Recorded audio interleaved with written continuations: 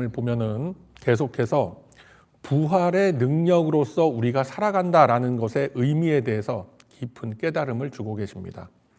11절의 말씀을, 본문 11절 말씀을 보면은 말을 하려거든 하나님의 말을 하는 것처럼 하고 봉사를 하려거든 하나님께서 공급하시는 힘으로 하는 것과 같이 하라라는 말씀을 통해서 우리 삶의 모든 모형과 기준은 하나님께서 계시하신 말씀과 그 말씀이 육신이 되어 보여주신 우리 그리스도에 준해야 한다라는 것을 선포하고 있는 겁니다.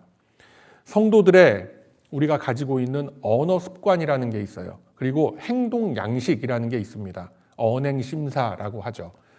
마치 그리스도께서 이 땅에 오셔서 행하셨던 것과 같이 절도가 있고 온유하며 횡설수설하지 않아야 하는 그런 이유가 되기도 하는 겁니다. 그리고 그 이유로서 7절과 같이 만물의 마지막이 가까이 이르렀다라고 합니다. 자, 마지막 때에 주님은 우리의 언행이 낳은 결과물들을 보시고 심판하신다라고 하셨음을 우리는 기억합니다. 그런데 여기서 마지막 때라는 것에 대해서 많은 논란이 있기도 합니다. 우리는 흔히 이 마지막 때라는 것을 놓고 시간의 제한을 두고 마지막 때라는 것을 우리의 인식 속에 딱 가둬놓으려고 하는 이제 그런 성향들이 있는데, 성경에서 말씀하시는 이 마지막 때라는 것은 예수님이 다시 오시기 전까지 우리에게 허락된 모든 지금 우리가 살아가고 있는 이 인생의 공간을 이야기하는 겁니다. 그런 의미에서 우리 모두는 종말을 바라보며 사는 삶을 산다라고도 할 수 있는 거예요.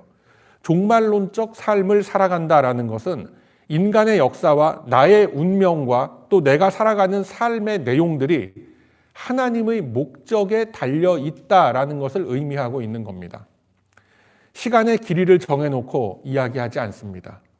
그 종말의 때가 언제인가 아신 분 계세요? 아무도 모릅니다. 즉 하나님께서는 스스로 뜻하신 목적을 이루실 것이고 그 종말의 때라는 것은 점점 우리 앞에 다가오고 있을 뿐이다라는 거예요. 그래서 그 속에서 부르심을 입은 우리 성도들에게 주어진 것은 신앙을 지키는 삶을 살아라. 바로 이게 요구되어지는 겁니다.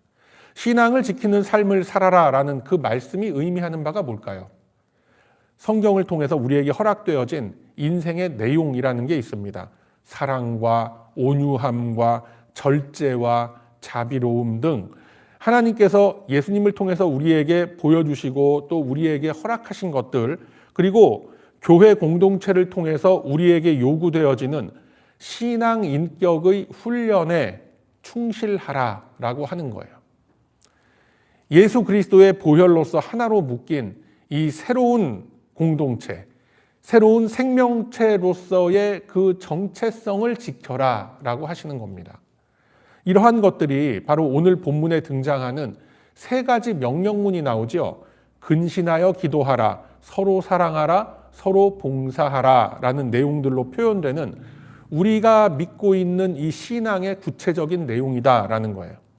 이러한 것들이 결국은 신앙을 지키는 삶을 살아라 라는 대선언을 풀어서 설명할 수 있는 그런 덕목들이 되고 오늘 본문이 갖고 있는 대략적인 아웃라인이 됩니다. 자, 여러분, 내가 성도로서 신앙을 지키고 교회 공동체를 세워 나아간다라는 것은 어떤 종교적인 열심을 내거나 조직이나 단체를 키워나가는 것과는 조금은 결이 다른 이야기입니다.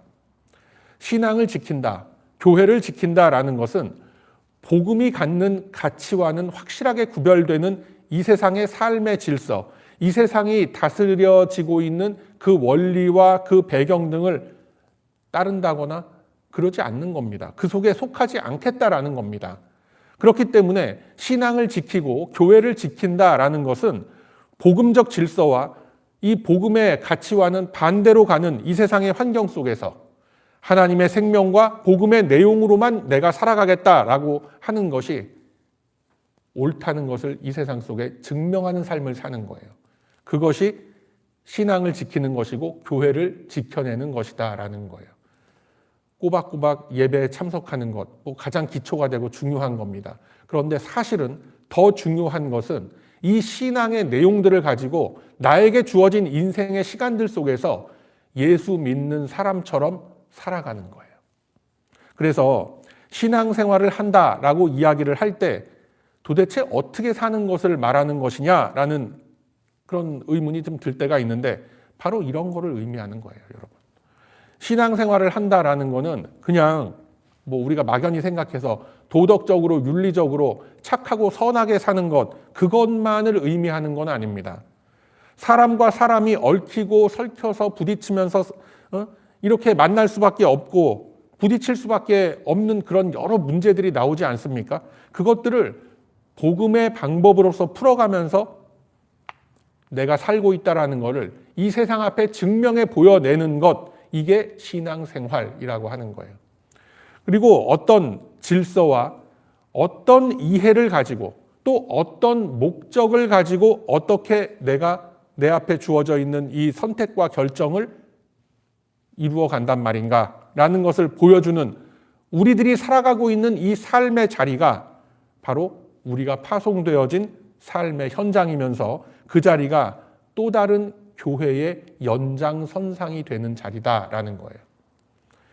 우리가 보통 알고 있기를 이 교회라는 거는 믿는 사람들이 모인 그리스도의 몸이라고 알고 있습니다만 오늘 말씀드리고자 하는 이 삶 속의 교회, 인생 속의 교회라는 거는 예수 그리스도 지체된 우리 성도 개개인이 각자의 삶의 현장 속에서 복음을 실천하는 자리에 세워진 바로 그 현장, 마치 광야와 같이 내 앞에 펼쳐진 그 현장을 의미하고 있는 거예요.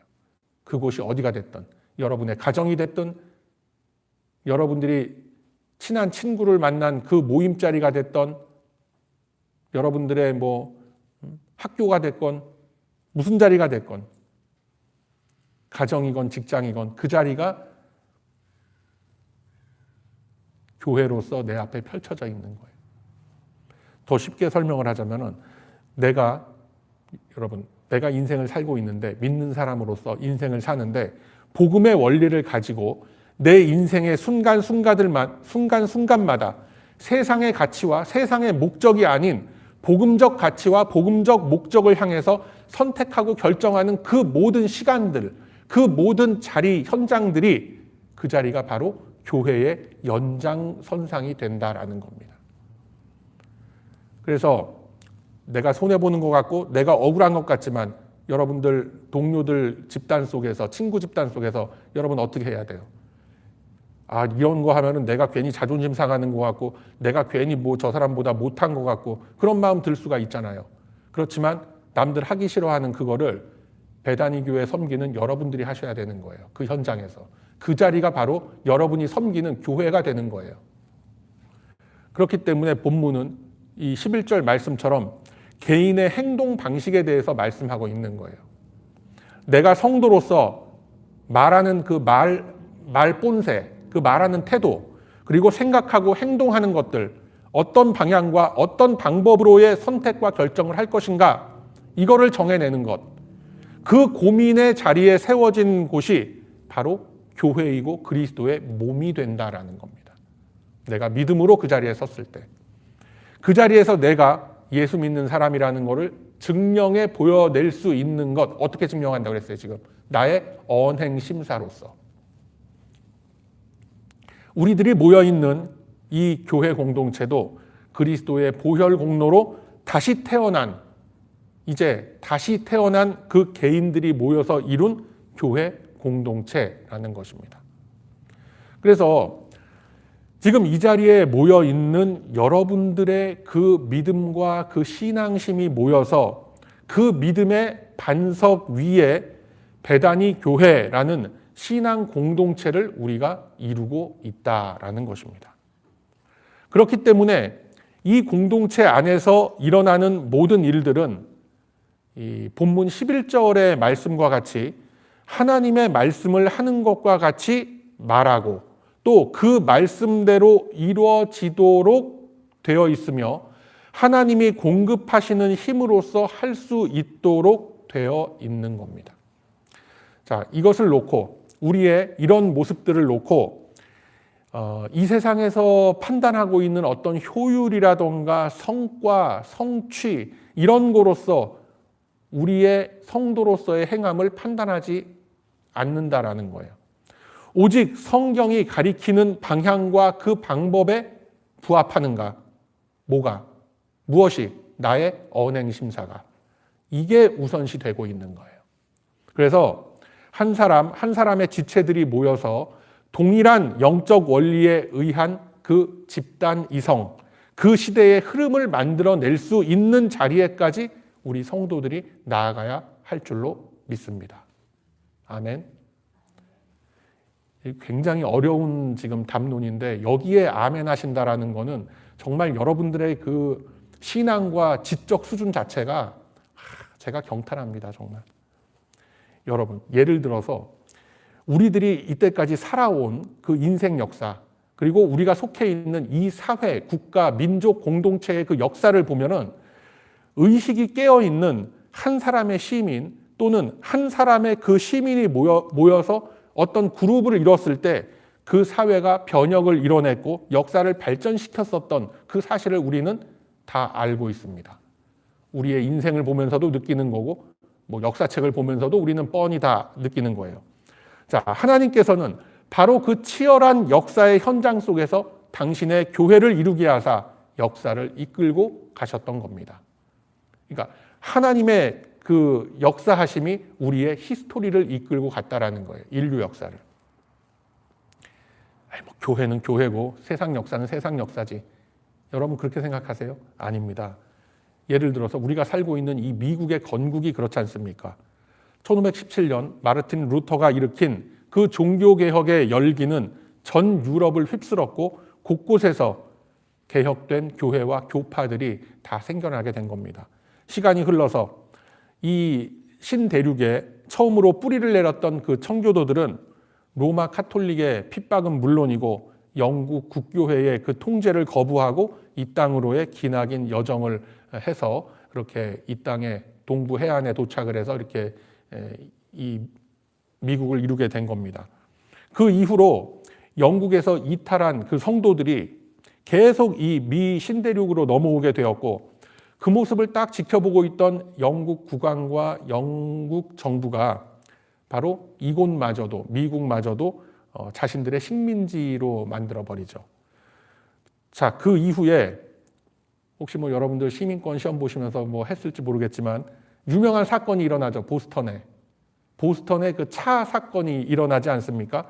그래서 그 사건으로 인해서 용기를 낸 그 개신교 지도자들이 들고 일어나서 어떻게 합니까? 미국의 독립을 선언하게 됐던 거예요. 그래서 이 긴 역사의 흐름을 보면은 하나님께서는 이 미국 땅의 남북전쟁과 노예 해방 등 그 치열한 역사의 현장 속에서 바로 이 땅이 어느 대륙보다도 자유와 평등과 기회의 땅이 되도록 은혜를 베풀어 주셨던 것입니다. 우리의 그 떠나온 고국, 한국의 역사는 말할 것도 없죠. 6.25 전쟁의 그 폐허 속에서 산업화를 이루어냈고 한강의 기적을 우리는 성취했습니다. 그리고 그 기간 동안에 가리워졌었던 모든 억압과 독재와 부조리 등이 더 나은 변화와 그 사회로의 발전을 갈망하던 깨어있는 시민들로 인해서 이제 역사의 뒤편으로 다 사라지게 되었고 그 우리 고국 대한민국이 이제는 아무도 부정할 수 없는 선진국의 반열에 당당하게 올라간 겁니다. 여기 있는 우리들이 떠나온 지 오래된 우리들이 인정하지 않는다 뿐이지 이번에 가서 제가 또 보니까 정말 선진국이 다 됐더라고요. 여러분, 그 과정 속에서 숱한 희생들이 있었죠. 산업화의 그 이면을 보면 수많은 사람들이 가치를 인정받지 못한 그 피와 땀이라는 그 희생들이 있었고 또 민주주의를 실천하는 속에서 많은 이들이 억울한 고초와 죽음을 당하기도 했었더랬습니다.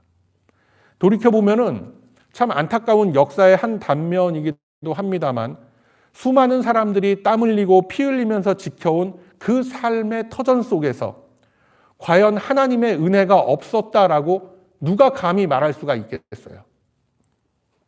최저임금조차 제대로 받지 못하고 고통스러운 노동을 견뎌내야 했던 참 그 60년대, 70년대 그 젊은 노동자들의 삶 속에, 그리고 그 뜨거운 아스팔트 위에서 민주주의를 요구하며 피 흘렸던 수많은 젊은이들의 그 외침 속에 하나님께서는 당신의 교회를 그곳에 세우셨던 것입니다. 한번 잘 생각해 보세요. 제가 지금 드리는 말씀. 우리가 흔히 종교적인 어떤 감성을 실어서 우리는 이렇게 고백하고 외치죠. 길가에 장미꽃잎 하나도 하나님의 뜻이 아니고서는 떨어지지 않는다.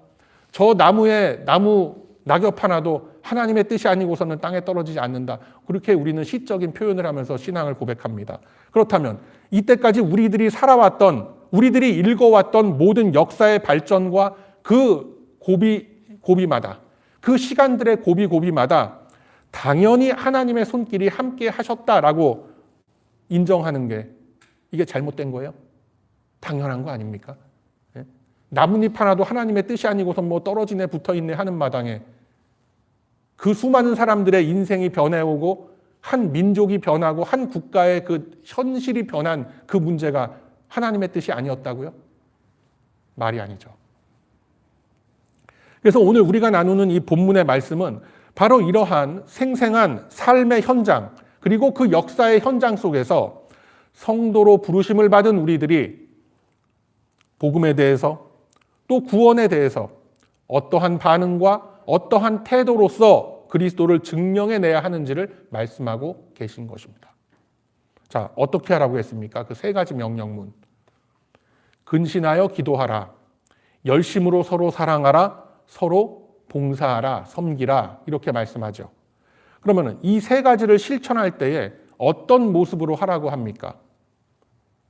하나님의 말씀을 하는 것 같이, 하나님이 공급하시는 힘으로 하는 것 같이, 하나님의 능력으로 하는 것 같이 하라라고 하잖아요. 그래서 이러한 능력을 우리가 어디서 어떻게 공급을 받습니까?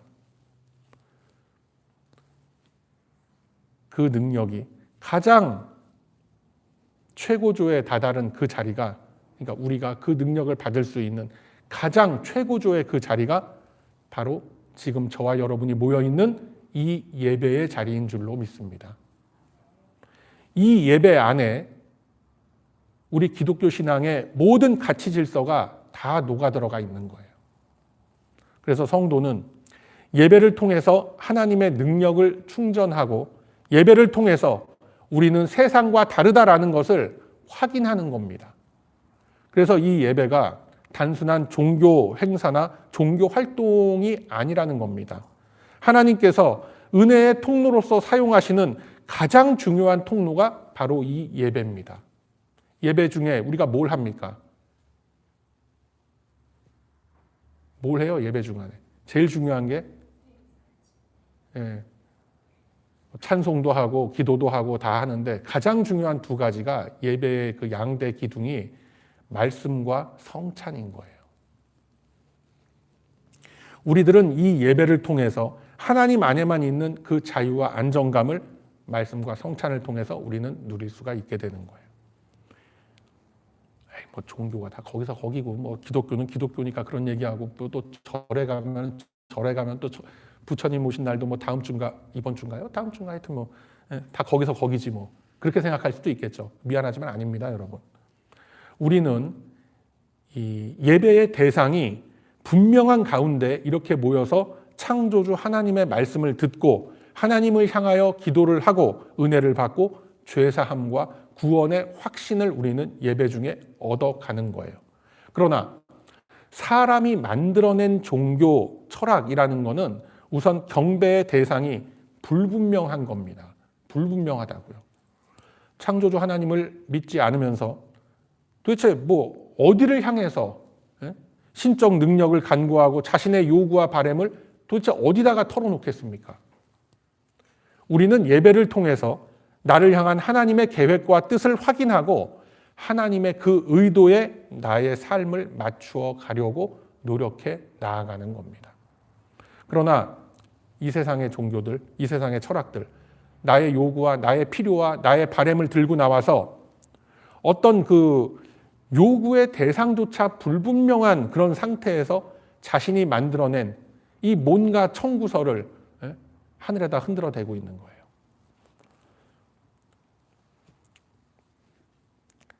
여러분, 지불 능력이 없는 그런 존재, 아니 아예 뭐 존재하지도 않는 그 대상을 향해서 아무리 청구서를 흔들어댄들 뭐 누가 그걸 어떻게 페이오프를 해주겠어요, 안 해주겠어요?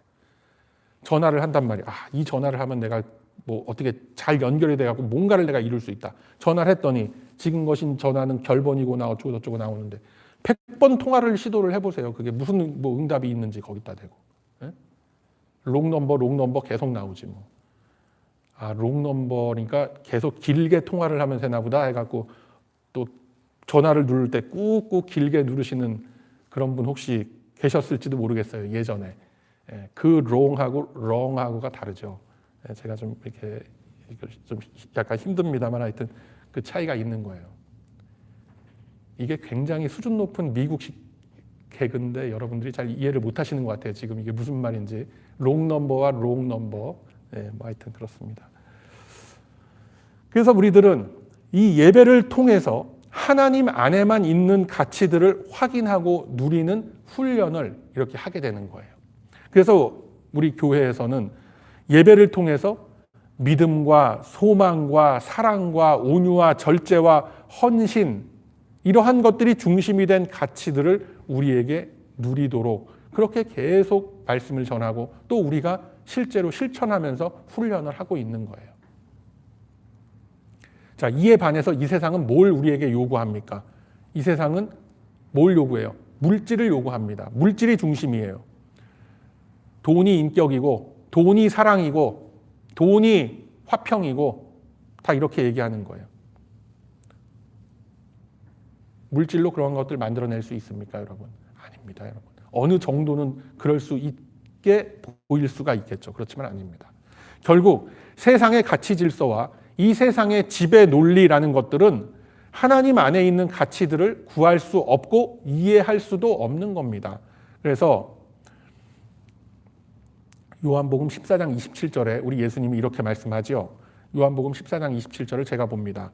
평안을 너희에게 끼치노니 곧 누구의 평안? 나의 평안을 너희에게 주노라 라고 하시는 거예요. 내가 너희에게 주는 것은 세상이 주는 것 같지 아니하니라 너희는 마음에 근심도 말고 두려워하지도 말라라고 얘기하시는 거예요. 그렇기 때문에 어떤 면에서 우리들은 이 세상의 관점으로서, 이 세상의 시선으로서 우리 기독교를 설명하고 복음을 설명하려고 막 필요 이상으로 그렇게 정력을 쏟지 않아도 사실은 괜찮은 겁니다. 부흥, 전도라는 미명하에 복음의 질서와 복음의 가치들이 널리 퍼져서 알려지기는커녕 오히려 훼손되는 일들이 사실상 우리 주변에서도 많이 일어나고 있는 것이 현실인 겁니다. 그래서 우리들은 십자가 복음의 그 유일성, 십자가로만 이루어지는 구원의 정체성을 약화시키는 길에 분별력 없이 아무 자리에서나 서면 안 되는 거예요. 이 세상 앞에서 그 사람들의 방법으로 그들을 이해시키고 설득하려고 해도 사실은 안 됩니다. 왜 그러냐? 그렇게 되면은 이 신앙이라는 것이 어떤 방향으로 흐르게 되느냐면은 믿음이라는 것으로서, 힘이라는 것으로서, 하나님의 것으로서 이 세상을 뒤집어 엎고 정복하게 하소서라는 것으로 우리의 신앙이 잘못된 방향으로 흐르게 되는 거예요. 쉽게 얘기해서 십자가의 길이 아니라 십자군의 길이 되어버리는 거예요. 우리가 벌써 800년, 1000년 전의 역사 속에서도 다 체험을 한 사실이고 지금 2006년도 3월 달 들어와서 또 체험을 하고 있는 그런 일이지 않습니까? 안타까워요. 이 세상과 구별된 성도의 모습이라는 것이 더 이상 의미가 없어지는 겁니다. 그렇게 되면. 우리 성도들이 세상과 구별된 존재라고 말하는 것은 다시 말하면 우리는 상대적으로 우리는 소수일 수밖에 없는 거예요. 예수 믿는 사람들은 다수가 될 수가 없는 거예요. 소수일 수밖에 없는 거예요. 언제나 어디서나.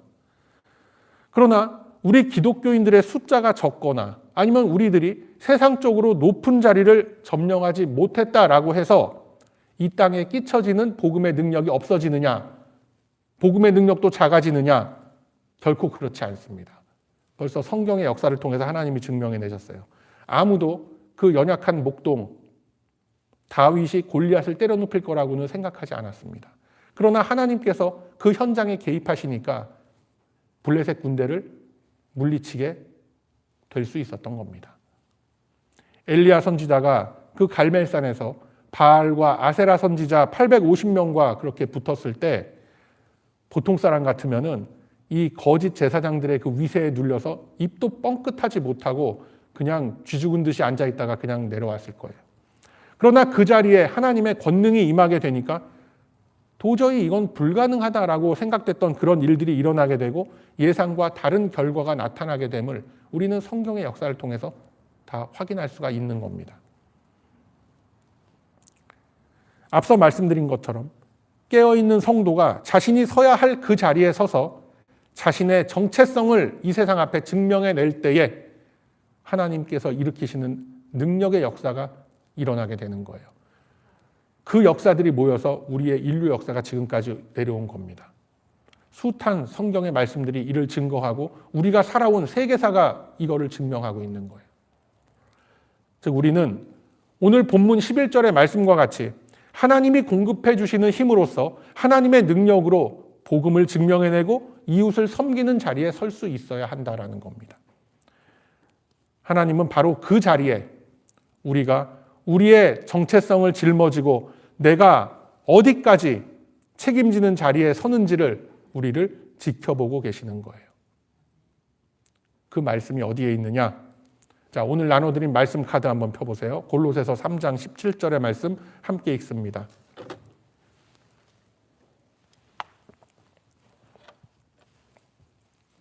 함께 읽습니다. 시작. 또 무엇을 하든지 말에나 일에나 다 주 예수의 이름으로 하고 그를 힘입어 하나님 아버지께 감사하라. 아멘. 사랑하는 우리 배단위 가족 여러분, 우리들이 복음의 가치를 품고 짊어져야 할 우리의 삶 속에서 헛된 세상의 것들을 구하는 연약한 그 어리석은 모습들 이제 그만 다 버리는 우리 배단위 가족들 다 되시기를 바랍니다. 예수님은 광야에서 마귀가 높은 산에 올라서 천하만국과 그 영광을 보여주며 유혹하는 그 시험을 다 이겨내셨습니다. 그 시험을 이겨내심으로써 예수님은 당신이 진짜 메시아로서 이 땅에 오신 성자 하나님이다라는 것을 증명해 보여내신 겁니다. 그런데 우리들은 신앙이라는 이름으로 또는 교회라는 이름으로 내 개인의 이름과 내 개인의 명예를 걸고 이 세상의 헛된 가치들을 차지하려는 그 경쟁 속에 들어가 있는 거예요. 그 얼마나 미련합니까? 우리들이 이 세상과 똑같은 방법으로 세상의 것들을 탐한다면은 더 이상 예수님이 지셨던 그 십자가는 우리 안에서 그 능력을 잃어버리게 되는 겁니다. 더구나 그런 모습들, 그런 연약한 모습들 위해 신앙을 위해서 내가 한다. 교회를 위해서 내가 한다. 이런 왜곡된 명분을 뒤집어 씌워 놓는다면 과연 주님이 그거 받으시겠습니까? 안 받죠. 지난주에도 말씀드렸지만 이 세상의 렌즈, 이 세상의 관점으로 복음을 바라봐서는 전혀 해석이 될 수가 없는 겁니다. 뭐 어떤 인문학적 방법이나 과학, 합리성이란 렌즈로 우리가 복음을 봐도 전혀 이해되지 않고 해석되지 않는 겁니다. 그러나 우리는 믿음의 렌즈로서 이 세상을 읽어낼 수가 있는 거예요. 성경적 관점으로서 우리는 세상을 읽어내면서 그 속에서 내가 서야 할 길, 내가 가야 할 길을 찾을 수가 있는 것입니다. 그래서 오늘 본문의 말씀과 같이 근심하여 기도에 힘쓰고 뜨겁게 사랑함으로, 즉 인내하고 참아냄으로써 하나님의 능력을 받아 섬기고 또 봉사하는 자리에 서야 할 줄로 믿습니다. 주님은 우리들에게 당장 이러이러한 열매를 내놓아 보아라 라고 하시면서 우리를 막 몰아세우지 않습니다. 우리에게 당장의 그 열매를 구하시지 않고 오직 주님 안에 거하고 있음을 오늘 본문이 말씀하고 있는 그 방식대로 증명해 내라라고 하시는 줄로 기억하시기를 바랍니다. 해서 마음을 다독이고 부지런히 기도에 힘쓰는 우리 모두가 다 됩시다. 그리고 서로를 인내하시기를 바랍니다. 사랑이라는 거, 사랑한다라는 거는 참는 겁니다. 오래 참는 거예요. 그리고 예수님이 제자들의 발을 씻기신 것과 같이 더욱 낮은 자리에서 이웃을 섬기고 봉사하면 되는 겁니다. 나부터 앞장서면 됩니다. 우리 모두가 그 같은 마음으로 그 같은 자리에 설 때에 주님이 부어주시는 그 선한 능력은 할 수 없다라고 생각했던 그 일들이 우리의 현실이 되도록 역사하실 것입니다. 그래서 그 귀한 체험을 함께 나누는 우리 모든 베다니 가족들 다 되시기를 바랍니다. 그러함으로 이제는 예수님께서 이루신 하나님 나라의 그 가치 질서를 품고 나로부터 세워질 그리스도의 몸을 믿음과 순종함으로 굳게 세워 나아가는 저와 여러분의 거룩한 이 인생길이 다 되시길 이 아침에 주님의 이름으로 축원드립니다. 아멘.